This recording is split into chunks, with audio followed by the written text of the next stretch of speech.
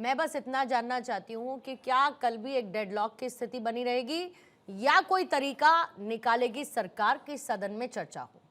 मेरा बहुत मूल सवाल है, बहुत मूल सवाल है मेरा। बिल्कुल बिल्कुल बिल्कुल, इसी बात का मैं जवाब दे देता हूं। अभी किरण रिजिजू जी ने थोड़ी देर पहले यही बात बोली थी कि मैं बार बार उनसे कहता रहा और कह रहा हूं। अभी हमारे माननीय जो होम मिनिस्टर हैं अमित शाह जी, उन्होंने भी चिट्ठी लिखी, इसी संदर्भ में लिखी चिट्ठी। इससे ज्यादा सरकार क्या करेगी बताइए आप मुझे। हम तो कह रहे हैं हम चर्चा से भाग थोड़ी रहे हैं। चर्चा क्या, जवाब देने से नहीं भाग रहे भाई। आप क्वेश्चन लाओ, जवाब देंगे।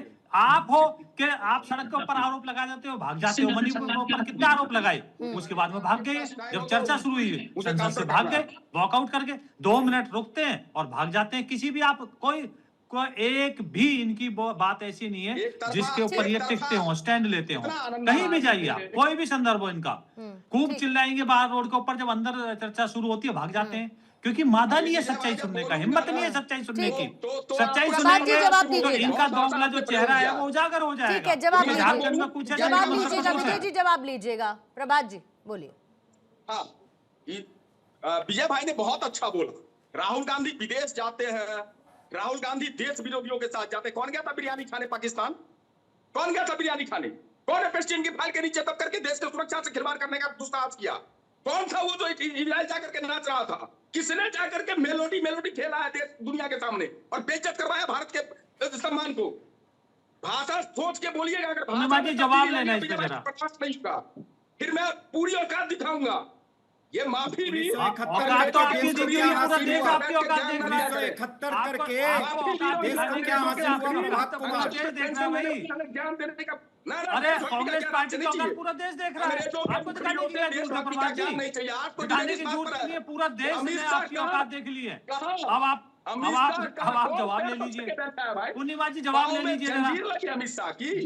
अरे आप जवाब ले लो, जवाब ले लो। आप प्रवचन नहीं, जवाब ले लो। आप जवाब ले लो, जवाब ले लो। प्रभात जी, प्रभात जी, अब जवाब ले लो। प्रभात जी, प्रभात जी, किसी को प्रभात जी, किसी की औकात बताने का आपको कोई अधिकार नहीं है। एग्जैक्टली किसी को भी किसी की औकात बताने का आपका कोई अधिकार नहीं है।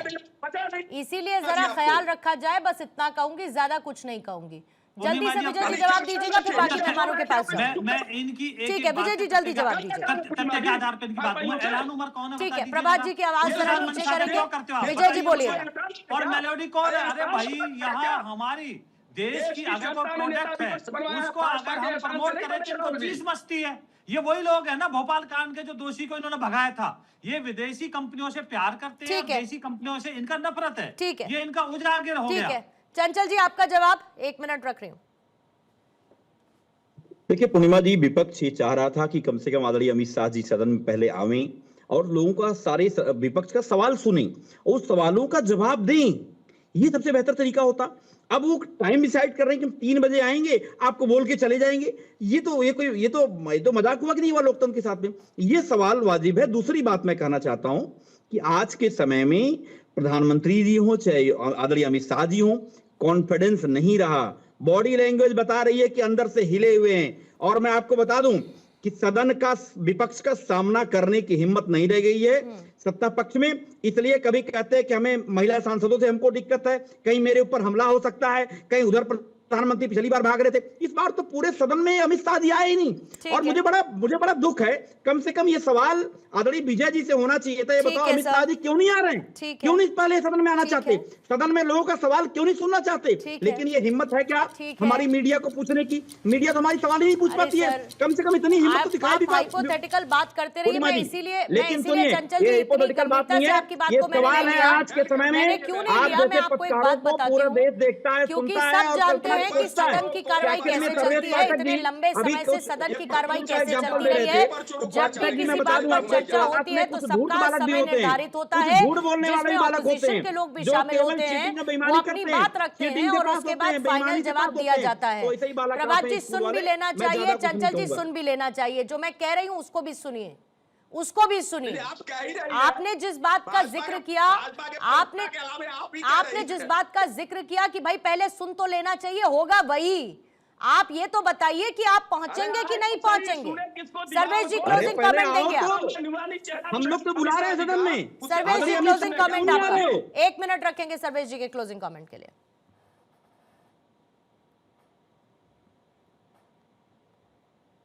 अनम्यूट करेंगे सर्वेश जी।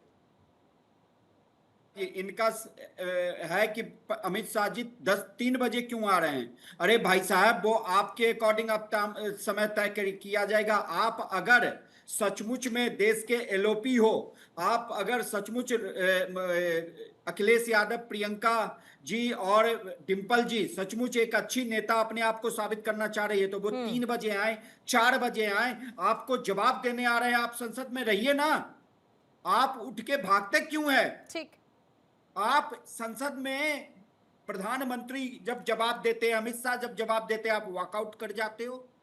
एक बार का तो नहीं है, भारत वर्ष की जनता ये देखती आई है।